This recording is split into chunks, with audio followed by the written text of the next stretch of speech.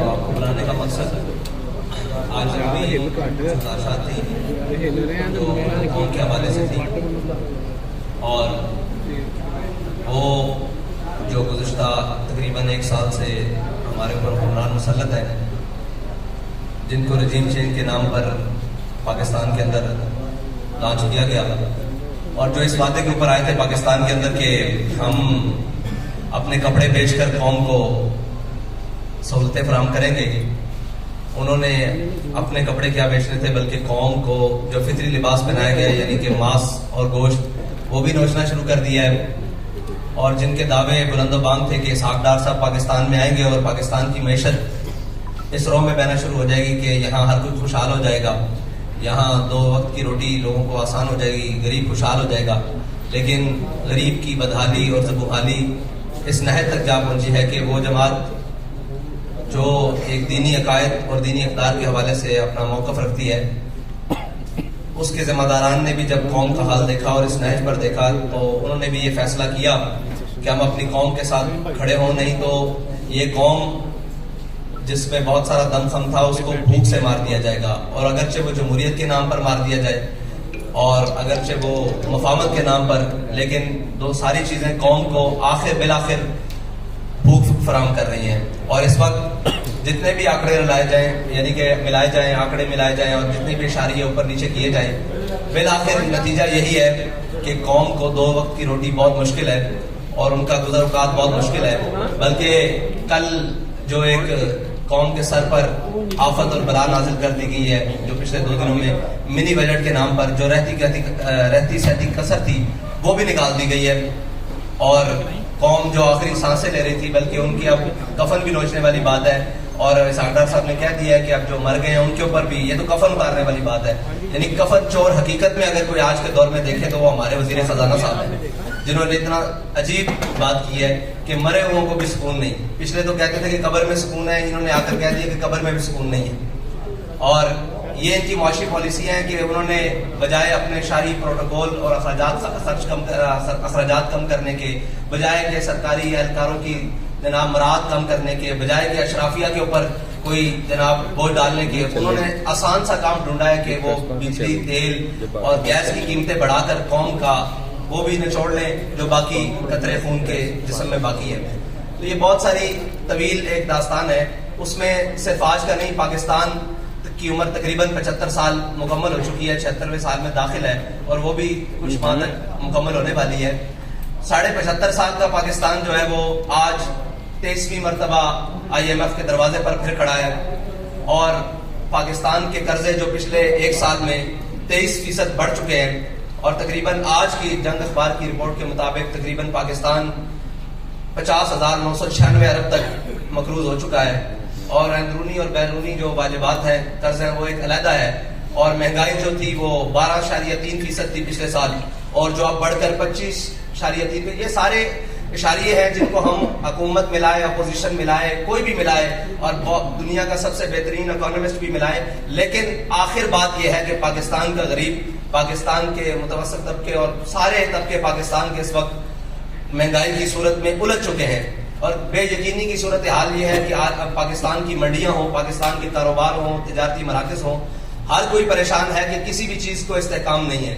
रात 12 बजे तक हमें भी इस वक्त इसलिए जागना पड़ता है, रात 1 बजे तक, ना जाने रात 12-1 बजे के बाद क्या ऐलान हो जाएगा। और अब तो IMF की वो टीमें जो पाकिस्तान के न्यूक्लियर प्रोग्राम की निजामत और उसकी निगरानी के लिए पाकिस्तान का दौरा कर रही हैं, ये एक बहुत बड़ी अलार्मिंग है। जो 2009 में एक खबर शाया हुई थी कि पाकिस्तान को माशी तौर पर इतना मफलूज कर दो कि ये इसको अपना एटमी प्रोग्राम बैकरोल करना पड़े। बहुत सारी अखबारात की वो कटिंग्स मौजूद हैं आज भी, लेकिन पाकिस्तान को बिलाखिर इन नाहल और इन नाहजार जिम्मेदारों, हुक्मरानों पैदर पैर और जिनको 30 साल तजर्बाकार और अहल साबित करने के लिए बाहर से भी बुलाया गया और कौम के जितने पंजाबी में एक बात करें छतरे बकरे थे उन सबको एक जगह पर इकट्ठा करके कहा गया कि ये कौम को जनाब बड़ा रिलीफ देंगे। उन तजर्बाकारों ने जो कौम की आखिरी जनाब कड़ाके निकाले हैं वो इस वक्त कौम चीखने से रही और इस हद तक शिकंजा कस दिया गया है कि अब अगर किसी गरीब एहतजाज की तरफ सोचता है तो वो कहता है कि एहतजाज तो कर लूंगा लेकिन शाम को अपने घर में क्या लेकर जाऊंगा। इस हद तक कौम को निचोड़ दिया गया है और इस हद तक कौम को ले जाया जा चुका है। इस पर हमने कहा था कि आपने जितना भी महंगाई की है आप रुक जाएं, यहाँ पर पेट्रोल की कीमतें नहीं बढ़ाएं, लेकिन इन्होंने बज़िद होकर और साफ जाहिर है अपनी अयाशियां कवर करने की बजाय ये बोझ कौम पर डालने के लिए इन्होंने पेट्रोल की कीमत फिर बढ़ाई है।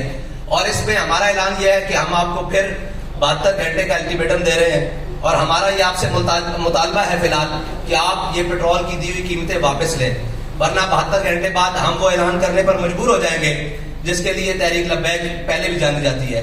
तो हमारा इंशाल्लाह वो ऐलान भी 72 घंटों बाद आ जाएगा, उसके लिए मीडिया की जरूरत नहीं पड़ेगी, हम इंशाल्लाह ऐलान कर देंगे।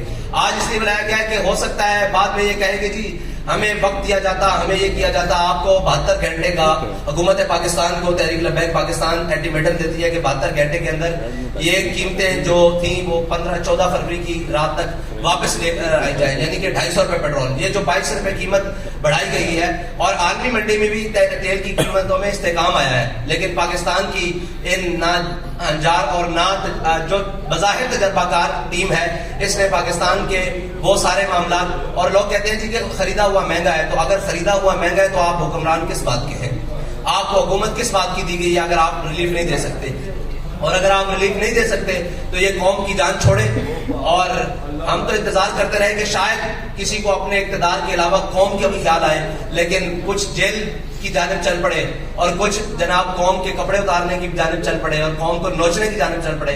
इसलिए तहरीक लब्बैक पाकिस्तान ने फैसला किया है कि वो मैदान अमल में रहकर कौम के साथ इंशाल्लाह खड़ी होगी।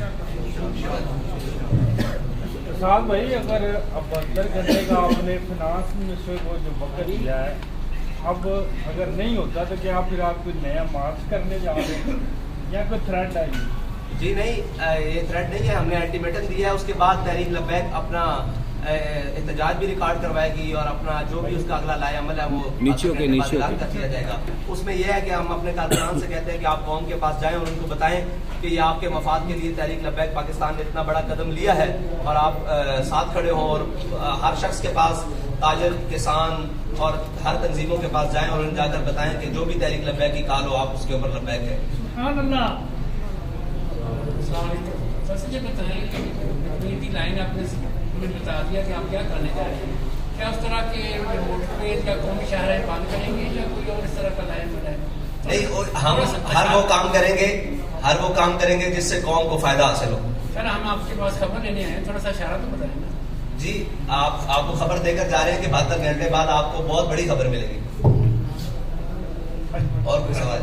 हाँ भाई, क्या आप समझते हैं कि मौजूदा मुल्की हालात में जो इकॉनमी की सिचुएशन है, इन हालात में पेट्रोल महंगा नहीं करना चाहिए था गवर्नमेंट को?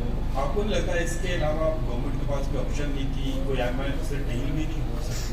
मैंने आपको कौम के पास, हुकूमत के पास काफी सारे ऑप्शन मौजूद थे, सिर्फ पेट्रोल, बिजली और नाम के गैस महंगा करना ये ऑप्शन नहीं था। ऑप्शन मौजूद है कि कम से कम पाकिस्तानी जो हुकूमत है इसके पास कम 1.25 लाख के करीब गाड़ियां हैं जो इस्तेमाल होती हैं और हर गाड़ी का जो डेली का पेट्रोल है वो 50 लीटर से ऊपर इस्तेमाल कंजम्पशन है। तो ये अगर अपनी शायद खर्चियां कम कर दें और मरियम नवाज साहिबा को अगर डिप्टी वज़ीर आज़म का प्रोटोकॉल खत्म करके 1-2 गाड़ियों पर गुजारा करने पर कर दिया जाए तो कौम की बहुत सारी बचत हो सकती है। साहब भाई, एक मेरा सवाल है कि 10 महीने हो गए इस गवर्नमेंट को और जिस तरह पेट्रोल इन्होंने आपके साथ भी बढ़ाया था उस वक्त आपने प्रोटेस्ट नहीं किया, कोई ऐलान नहीं किया, नंबर 1। नंबर 2, अब ये जो आप 72 घंटे का टाइम दे रहे हैं, इसके बाद क्या पूरे पाकिस्तान के रोड ब्लॉक कर दिए जाएंगे अगर आपकी बात नहीं मानी जाती? जो भी होगा इंशाल्लाह वो आपके सामने होगा और कौम के मफाद में होगा, कौम के मुश्किलात के लिए नहीं होगा। और जो पहले ऐलान नहीं किया तो यही बात है कि अगर हम पहले ऐलान करते तो आप कहते कि गवर्नमेंट को देखने नहीं दिया गया, उनको चलने नहीं दिया गया, उनको हमने पूरा मौका दिया और पूरी कौम ने मौका दिया कि शायद ये कुछ कर सके, लेकिन इन्होंने कुछ भी नहीं किया। और शायद ये अपने कपड़े बेच दें, शायद ये अपने असासे बेचकर पाकिस्तान के खजाने में जमा करवाए, आधे, पूरे तो नहीं आधे, लेकिन इन्होंने कुछ भी नहीं किया बल्कि मजीद कौम का नुकसान किया। तो इसलिए हम ऐलान करने पर मजबूर हो गए। मैं बता चुका हूँ कि हम आखिरी हद तक देखते गए कि पाकिस्तानी की हालत क्या है। जब हमने देखा कि इसके पुलों से पानी गुजर चुका है तो अब हमारा मैदान में आना पड़ता है। हुकूमत से अगर आप बचत की तो करते हैं तो उसके इकदाम भी यकीन के नजर आने चाहिए, क्योंकि तकरीबन 100 के करीब वजीर हैं, पहले 70 थे, फिर आज तक करते करते 100 हो गए। आप पहले इकदाम के तौर पर इनसे मुतालबा करते हैं कि 100 जो वजीर है या मशीर है उनको बरतरफ करके जो उनकी बचत है वो कौम के लिए की जाए। जी आप 100 वजीर रखें, लेकिन जो उनके अखराजात हैं वो जीरो कर दें। बराए करम 200 रख लें मुशीर, लेकिन जो उनके अखराजात कौम के उनके ऊपर खर्च हो रहे हैं वो कम कर दें और वो जीरो कर दें और वो कौम के में कर दें। तो हमें इससे गर्ज नहीं है 500 मुशीर रख लें। जिले शाह साहब आखिरी क्वेश्चन आप रहने दें, अब बाकी को भी मौका दें। जी बाकी आपका कुछ सोशल मीडिया करना चाहिए। मैं सिर्फ एक रिलेटेड आज जो सिचुएशन चल रही है, इमरान खान बार बार डिमांड कर रहे हैं 90 दिन में इलेक्शन कराएं और कबल इस वक्त इलेक्शन की बात कर रहे हैं। क्या आप चाह रहे हैं कि पाकिस्तान में कबल इस वक्त इलेक्शन हो? भाई पाकिस्तान में इलेक्शन वक्त पर होने चाहिए, ये हम पहले बार बार ऐलान कर चुके हैं। पाकिस्तान में इलेक्शन वक्त पर होने चाहिए, लेकिन उस वक्त पर नहीं जब तक कोई पाकिस्तानी जिंदा ही ना बचे और सारे गरीब पाकिस्तानी मर जाए। ये हम कह रहे हैं कि पाकिस्तान के इलेक्शन वक्त पर होने चाहिए, लेकिन गरीब को जिंदा रहने के लिए मौका देना चाहिए, तब तक ही नहीं। बहुत शुक्रिया।